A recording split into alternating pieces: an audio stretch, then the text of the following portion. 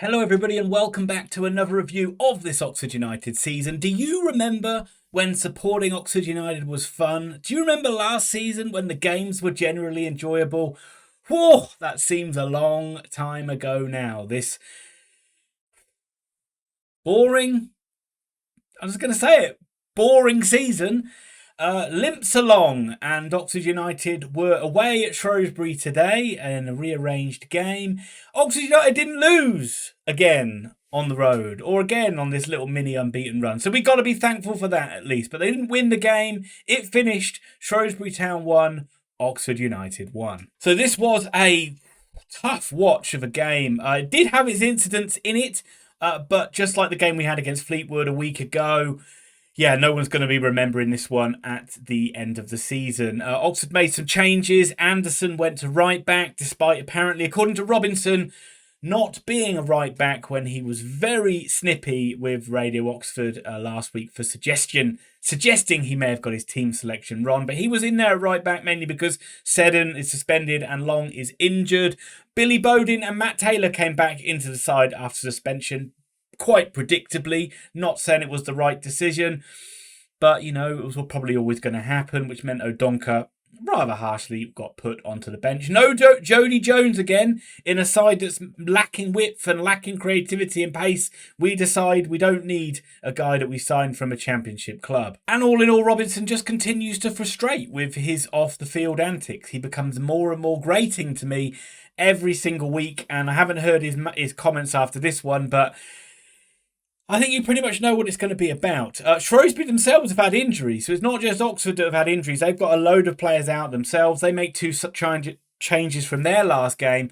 Elliot Bennett and Rob Street come into the side. Carl Winchester and Reekie Pike come out of the side. But Shrewsbury have generally been better than us this season. And if you look at the two squads, you'd have to say Shrewsbury have done a better job with recruitment than what Oxford United have done. No surprise there. But in this game, Oxford United started it terribly, really should have been behind early on. Shrewsbury had a couple of good chances, picked Oxford off from being sloppy a couple of times. The first time, Elliot Moore made a good tackle to deny Street, but then from that corner, which is a theme throughout this game, Shrewsbury looked their most threatening from set pieces, and it was Luke Leahy on this occasion whose volley was saved by Eastwood. But then when Oxford did put a little bit of pressure on Shrewsbury for the first time, they got their first goal from it. It came after 16 minutes, a bit of sustained pressure, a couple of good balls into the box from Anderson, which was cleared. It came back out to Brown, who put a good ball in. It was cleared again, but it came out to Brannagan, who did really well to just keep the ball alive, got into the penalty area, hit a shot through a crowd of volleys. I think it took a massive deflection,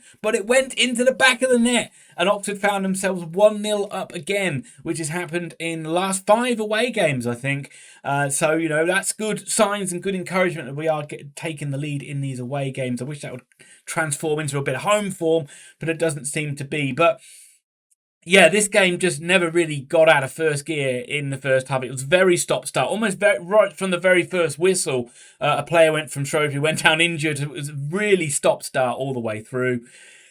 But there were some talking points, and most notably was this foul, which was adjudged a foul, and I still look at it and think he was slightly harsh to be given a foul against. From my opinion, Flanagan on Kyle Joseph, which led to a booking for Flanagan. Some Oxford fans will think that's a red card, and as I say, some Shrewsbury fans will think it wasn't even a foul. But Kyle Joseph got stretchered off, and we don't know the results of that yet, but that looks a bad one, and that is a blow for Oxford United, because he has been so good for us this season, in a season where we mocked recruitment. He has been a good recruit, and he hopefully isn't going to be out too long, and if any games he's going to miss, he's going to be sorely missed. And Brannagan picked up his 5th booking of the season, and so he's going to be missing from the Port Vale game at the weekend. And of course, he's going to be sorely missed. There wasn't really too much else to really talk about in this first half. It was very bitty and scrappy. Sunderland had a good chance. It was actually Flanagan right at the end of the first half where he should have scored from a set piece. As I say, it was a common theme all the way through the game that they looked dangerous from them. But Oxford went in 1-0 up at half-time. The only thing that frustrated me is I just knew how this second half was going to play out. Oxford were just going to sit and deep and try and defend this 1-0 lead. it's never really a good recipe. I fail to see what the game plan was in this game when Oxford lined up. I fail to see how they really thought they were going to hurt Shrewsbury. I don't really see how we didn't try to play any football. We didn't seem to have any plan. It just seemed to be bang it long and hope for the best. And yes, we got a goal out of it, but whew, it is a far cry from what we've seen in previous seasons. And the second half played out pretty much like the first half. Very poor game of football. Henry had a shot at the start of the first half from the edge of the box, which he skewed wide. He should have done better with. And then it just became a matter of could Oxford just repel Shrewsbury? And if it was from open play, you would have thought they would have done. But every time they got a set piece, they looked dangerous. But they did create a good chance on 64 minutes where they opened Oxford up with a good passing move. And it got to Leahy in the box, who had a seemingly simple chance. But Eastwood made a brilliant save. But from that corner was where Shrewsbury got the goal. Very scrappy. Oxford couldn't clear their lines. And it was Pennington who had a pretty simple header to tuck it away. But then at 1-1, Oxford did decide to play a bit of football. And there actually were a couple of good moves that Oxford strung together where they got Anderson. Anderson made a couple of good runs, or Brown made a good turn and got into some space, or McGuane did something and got into some space. And Oxford actually tried to create some chances. They didn't do much, but at least they were actually trying to play some football. And I just wonder why they weren't trying to do that from the start. Why we don't do this from the start of games, seemingly home or away. The tactics this season, just a piss poor. Really bad. We've got no wingers that are making like dynamic runs or trying to take people on. We don't seem to be trying to pass the ball through the thirds.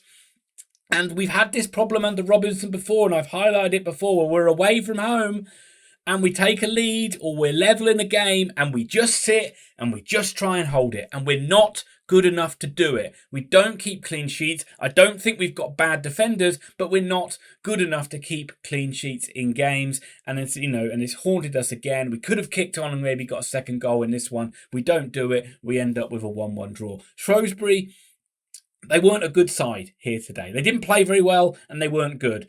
Oxford, you couldn't really say they were a good side either in this one today. It was a poor game of football. Neither side, as I say, neither side's going to remember it come the end of the season.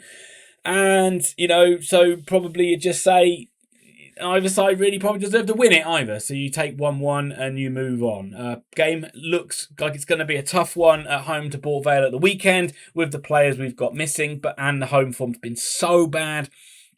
Let's see what we can string together. Is Jack Stevens playing in goal for Port Vale in that one, or have we got some clause saying that he can't be? We probably haven't, and he'll probably have a screamer. But not really too much more to say about this one, as I say. Let me know, Oxford fans, let me know your thoughts on it. Let me know your thoughts on the season. It's not really changed much from the last game.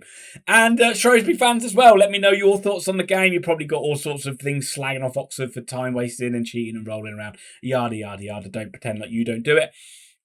But not much of a game to really talk about. But if you can, hit like, hit subscribe, all that jazz, and leave your comments down below. I'll be interested to read them.